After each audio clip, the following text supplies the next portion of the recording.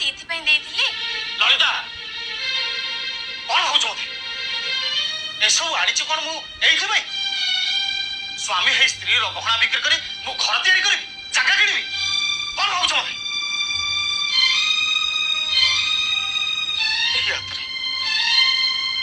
ଏହି ହାତରେ ମୁଁ ନନ୍ଦିକା ପାଇଁ ଏସବୁ ଗହଣା କିଣିଥିଲି, ଆଉ ଏହି ହାତରେ ବିକିଦେବି?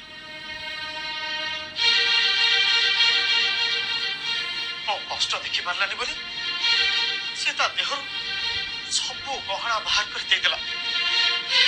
ମୁଁ ଯଦି ତାର ମନକୁ ବୁଝିପାରିବିନି ତାହେଲେ ମୁଁ କି ସ୍ୱାମୀ?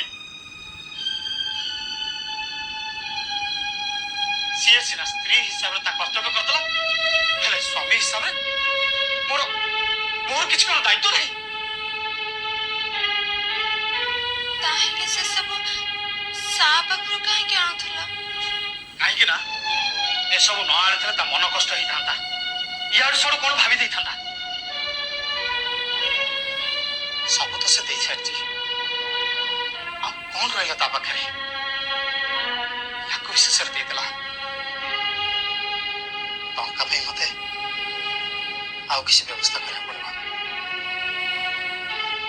ହଁ ଶୁଣ, ଏ ସୁନା ଗହଣା ବିକିବା କଥା ଆଉ କେବେ ଯେମିତି ତମ ମୁହଁରେ ନ ଆସେ କହିଦଉଛି।